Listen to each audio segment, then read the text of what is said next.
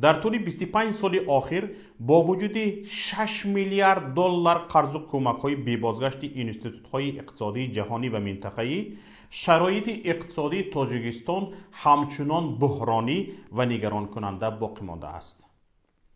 بانک جهانی، صندوق بین المللی پول، بانک رشد و بازسازی اروپا، بانک رشد آسیا و بانک رشد اسلامی از جمله اینستیتوت‌های اقتصادی هستند که در 25 سال اخیر برای بهبود شرایط اقتصادی تاجیکستان کمک‌های کرده اند. ولی با این حال هنوز زیاده از 1 حصه اهالی کشور در حالت فقر قرار دارد. کارشناسان میگویند وابستگی اقتصادی تاجیکستان به درآمد مهاجران کاری، قرار گرفتن در بنبست ارتباطی، افزایی نابسامانی امنیت افغانستان همسایه، نبودن اعتماد سرمایه‌گذاران خارجی به بازگشت منابع مالی خود و مدیریت نادرست دولتی از جمله عامل‌هایی است که مانع رشد و پیشرفت تاجیکستان می‌شود.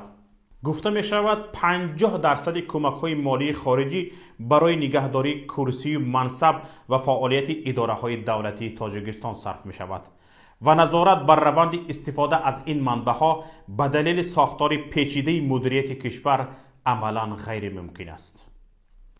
با باور کارشناسان به مرکزهای سلامتی تاجیکستان کمک‌های مالی بین المللی زیاده اختصاص داده می شود که همراه با آموزش کارمندان و نصب تجهیزات نو در مرکزهای درمانی است. ولی با اتمام منابع مالی خارجی تمام فعالیت‌ها قطع می شود و همه چیز به جای اولی خودش برمیگردد.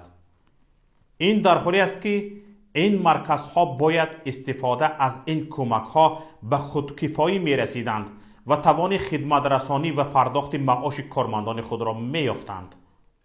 علاوه بر کمک‌های مالی خارجی، طول این 27 سال اخیر به سبب نبودن جای کار 70% اهالی قابل مهنت کشور از حساب کار در مهاجرت با گرفتاری به صد بلای و عذاب و عقوبت درآمد به دست می‌آورند. طبق آمارهای رسمی مهاجران کاری تاجیک تنها در دوام 7 سال اخیر از روسیه به کشور 21 میلیارد و 200 میلیون دلار مبلغ ارسال کردند که بیشتر از حجم بودجه سالیانه حکومت بوده است. انتظار می رود در سال جاری نیز مهاجران کاری از روسیه بیش از 2 میلیارد دلار مبلغ ارسال کنند. بر اساس این آمار با مبلغ 21 میلیارد و 200 میلیون دلار درآمد مهاجران تاجیک از روسیه طی 7 سال اخیر می شد که 5 نیروگاه برق آبی راهان در تاجیکستان را ساخت. ببینید، به مردم جای کار نیست. مردم خودش با هزارها سرسانی و سرگردانی در مهاجرت و مسافرت مبلغ به دست می آورد. علاوه بر این دایم دست گدایانه حکومت دراز به سوی خواجه های خارجیش است. مبلغ را چی کار میکنی؟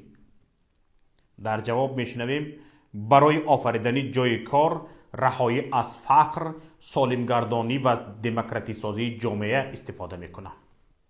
کنی جای کار، کنی دموکراتیه. برعکس دیکتاتوری و افتکراتی به اوج اعلا رسید. برای سالمگردانی جامعه چی کار حکومت کرده است؟ از همین 2.5 میلیون مهاجر پرسید. 2.5 میلیون مهاجری که امروز به تاجیکستان نانآور است. کدامش از وضع سلامتی شکایت ندارد. همه شهروند قابل مهنت کشور در مهاجرت، در خنک و سرما، در تگ برف و باران و لای گل سلامتی خود را از دست داده است. این همه مبلغی که حکومت از خواجگان خارجیش میگیرد چی کار کرده است؟ کجا رفته است؟ کسی هست که جواب گوید؟ نیست. جواب نیست.